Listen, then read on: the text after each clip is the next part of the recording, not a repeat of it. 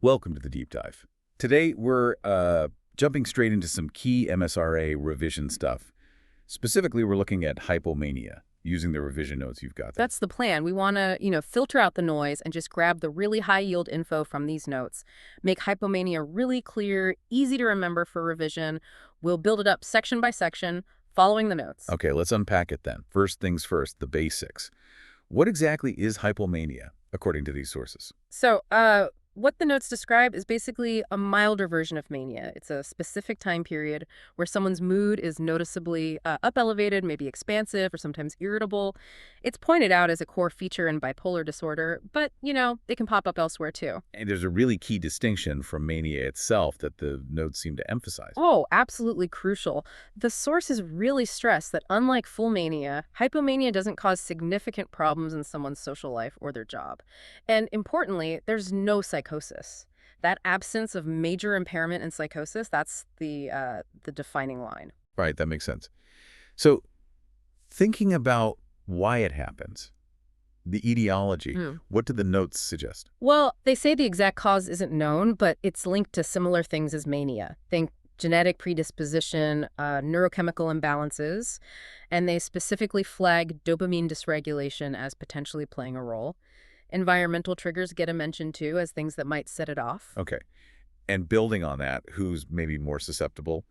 The notes list risk factors. Yes, and you'll probably notice they look a lot like the risk factors for bipolar disorder overall. The material points to family history of mood disorders, definitely high stress levels, substance use issues, sleep problems, that's a big one, and even certain medications or other medical conditions can be risk factors. This is where it gets into the nitty-gritty for revision, the pathophysiology. What's actually going on in the brain? Yeah, the notes here focus on the brain circuits that, regulate our mood. They talk about dysregulation in places like the prefrontal cortex, the amygdala, the limbic system generally. And echoing the etiology bit, they really highlight the role of neurotransmitters, particularly dopamine imbalances, in driving those symptoms. Sounds like it could look like other things sometimes. How do the notes guide on differentiating hypomania, the differentials? It is tricky, yeah, the sources acknowledge that. You have to distinguish it carefully from a full manic episode, remembering that key difference about impairment and psychosis. And you also need to think about major depressive disorder, especially if it has mixed features. Plus, you always need to consider if substances or another medical issue could be the cause. Okay, let's shift focus a bit. How common is this, specifically in the UK? The epidemiology. The notes say getting exact UK prevalence is hard because, well, like we said, it often goes under the radar, doesn't get reported. But since it's characteristic of bipolar disorder, you can look at those stats. Bipolar affects roughly 1 to 2% of the UK population. And the typical onset age mentioned is usually late teens or early adulthood.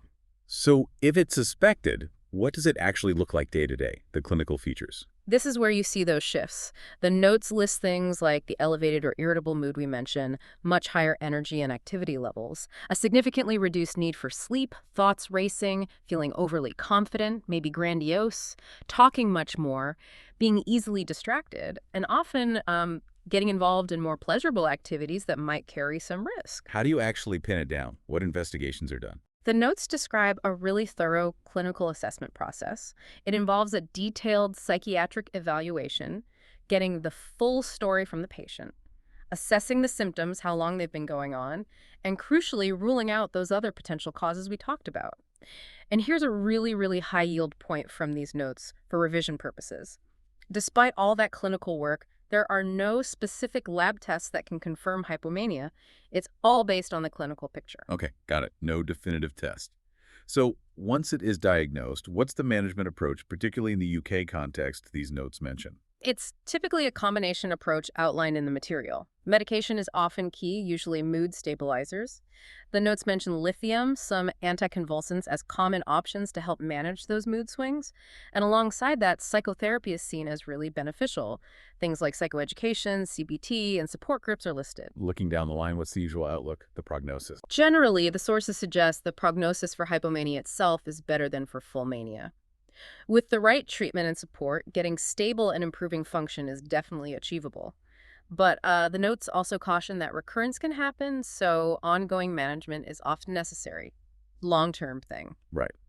And finally, even though it's milder, are there still potential complications or risks? Yeah, even though the definition says no significant impairment during the episode, the sources do list potential knock-on effects if it's not managed.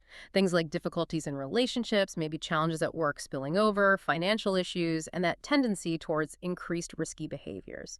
So the implication is that getting intervention early is pretty important to try and head off those problems. Wow, okay, that's a comprehensive run-through straight from those revision notes. Covered everything from the definition to complications.